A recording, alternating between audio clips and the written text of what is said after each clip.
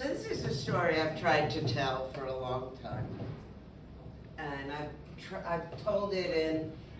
Some of you may have heard iterations of it. It's mostly because it just goes long and it's convoluted. So God willing, this will relate to the story. God willing, I'm going to keep out all the excess stuff. All right. I wake up really hungover, and I'm not quite sure why I woke up, but I can hear the rain pounding and pounding and pounding on the witch's hat of a roof, which is right over my head, because I'm in the big pillow space with a jug of wine close to me. And that's when the big church bell starts ringing. And I don't know if you've ever been under a church bell, but they are loud. And I'm thinking, oh shit, what am I doing here? And then I remember, oh yeah, I'm house sitting the commune, and that is a doorbell. So that means I have to go downstairs and see who's at the door. I open up the door, and it is pouring out, which means it's going to be very hard to go and make fun of the tourists of Golden Gate Park. But, oh well. I see that there are 4, I don't know if they're men or boys in front of me. They've got long hair and big, long beards, and there's sparkles on them, and there's lace. They're wearing big, the Army Navy raincoats that you used to be able to get in the 1980s. But pouring out from any place that was not fastened was lace. And I'm thinking, that is the most beautiful lace I've ever seen. So already I'm predisposed to these guys. The one in the middle, well, there were 4, 2, whatever. The one who was the spokesperson, he looked at me and said, we need a favor. We really do. We have been kicked out of our commune down the street. And we do have a place to go tomorrow, but we need somewhere to sleep tonight. Can we stay at your commune? Now, I don't know if you know, but in the late 70s, well, actually it was in the 70s and late 60s, there was a rule. If a commune got in trouble, other communes would rush in to help. So they were down the street, we were a commune. Yeah, sure. But I, of course, am not exactly a member of the commune, but no one else is there. And they have the most beautiful lace, and I want us to look at it more closely. So I say, come on in. So they come on up. It's 1970, and just turned 19, and I'm living for 6 months in San Francisco, and well, I'd been doing an internship for 6 months at the American, ACT, the American, whatever, the theater out there, the big theater, and Conservatory of Theater. And I have 1 more month to go, but I have nowhere to stay because all my roommates have left me. They've gone back to their parents. See, this is a school-sponsored internship from Antioch College in Ohio, which, if you know, it kind of just let you off, and you went and you drifted and then came back to college. You did some work, then you drifted and you came back. So I was in the middle of drifting, and I got to tell you, being a sweet little girl from New Jersey, a small unincorporated town, I was San Francisco, 1970, I was drifting. But taking advantage of everything that came my way. So I didn't know. I said, okay, come on in. They came up, they had bags and canvas bags, and one set of bags was food, and they put that in the kitchen, and the other stuff, and their raincoat, they put in the bathroom, and they said, "So, tell me about yourself." And I'm thinking, I don't know what to tell you. I started talking about theater and what I'd been doing. They said, wait, let's make you dinner. I said, great. And I started to go in the refrigerator and get the jug of white wine. But they said, no, we have everything you need. They pull out these slick bottles, like real bottles of wine. I hadn't seen anything like that since I'd left home. And they pull out the food and they start to cook. And I'm torn because, you see, my commune, that wasn't really my commune. I'm only there for a month. It was my friend was living there with the guy who headed. And it was a bunch of Christian seminary students who had come to San Francisco to teach the middle class about the world. And they took them to see the Black Panthers and women's liberation, but we didn't call it that. It was women's lib, and Asian groups and Chicano groups and the Young Lords, and I just sort of didn't fit in, you know. And then they would take them and then they would pound on them a lot, and I thought, okay, I can do that. So I was good at the pounding on the people a lot. And when I looked around at these people, they were not anyone to be pounded on, so I said nothing.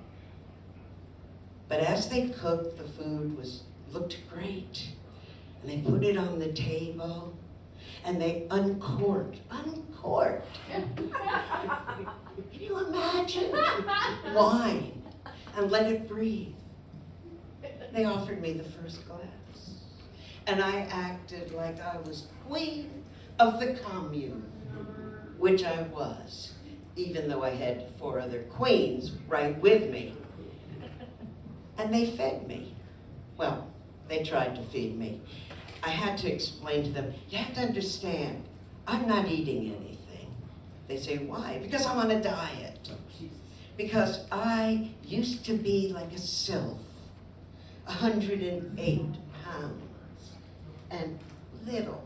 And now I weigh more, and I need to go on a diet. And I figured, since the rest of the commune people are away doing something, I can do my own diet. My friend and I came up with it. It'll be all wine and water and fruit. And then we have dried fruit, so I can have dried fruit. And I like coffee, so it's coffee. And I can add milk to coffee and sugar to the coffee because I like that, so that's all okay. And I listed all the things I could eat and drink. And they said, okay. And they didn't push me. One of them said, you know, you look fine, just for what it's worth. I said, no, I don't. And that was when I burst into tears. And I explained how I had grown out of being who I wanted to be. They said, it's okay. And they comforted me, and they made me feel good about myself. And we began gossiping about boys and lace. One of them, Spike, he had the most beautiful lavender lace dress. And all I could think of is, I want that dress. But I'd have to lose weight, because he was really slender. And we're talking, and I talked some more about the theater, and I said, you know, our best friends, our commune is friends with a couple of other communes, and our favorites, our best ones, they're all performers, and they do a midnight cabaret in San Francisco. You want to come? I said, sure. I really want, that sounds great. Say, next week. Okay. So, next week, we made a date to meet. It would be on the Friday night. It was at midnight, of course. It was a midnight cabaret. And they sent me the address, and I went and met them at the Palace Presidio Theater. It was a gorgeous Art Deco place, and I looked around. All the people who had gathered there, oh, they were wearing silks and diaphanous costumes, and they had feathers, and they had sparkles, and they had jewels, not real jewels, of course, it was all fake, that they must have pulled from God knows where, but they looked magnificent. And I looked at myself, I was wearing a pair of jeans, and my big thing is I was wearing a Mexican shirt. That's my costume. I felt a little low. But that was okay too, because I looked at Jeffrey and he said, "You look great." And I looked at Danny and said, "Oh, we're so happy you're here." And then Spike said, "Come on in." And Bob just followed behind us. And we handed in the tickets. And the price was either $2 or free, your choice. And we went into the theater. The music was starting to bubble all around. And the air was thick with dope. It was, you didn't have to get high to get high. All you had to do was be there. But I was prepared because I wanted to, do my part, and I had a couple of hash-studded joints that I could pass around. And we got so high, waiting for this thing to happen. And then it did. There was lights everywhere, kaleidoscopic, bright, thin, big, small. It was, and then the music, psychedelic music. And I felt like I was tripping before anybody set out onto the stage. And when they did, it was the most magnificent thing I'd ever seen. Now, I can't tell you if there was a story. I don't think there was. And I can't tell you if it was only one song, if there was a point to this whole thing, because I don't think there was. But it didn't matter, because we were together. We were making art. We were being art. We were sharing art in a community like I had never, ever seen or felt or heard ever before. When I went home, I just fell asleep, and when I woke up, I didn't tell anybody in the commune what I had gone through, what I had experienced. I wasn't ready to share. But those guys, I kept hearing them in my ears saying, "You're beautiful exactly the way you are. Robin, who are you listening to? Don't take advice or thoughts or borrow someone else's point of view. Make sure you have your own." Well, I failed that diet, as you could probably guess, and I think that I have failed every diet that I've been on. I don't like diets. I like food too much. What can I say? But, still sometimes when I feel something is wrong in me, or I feel like I don't look right, I don't feel right, I don't think, sound, or feel right, I remember those 4 beautiful men who with me created a circle of safety. And I can always go right back there and remember Spike and Danny and Bob and what's his name? The names weren't important. It was their point. I've always wished I could go back and hunt them out. But later, I figured I'd been to an iconic show. I had gone to see the Coquettes, the Angels of Life. Look it up. This is a 70s thing, okay? Thank you very much.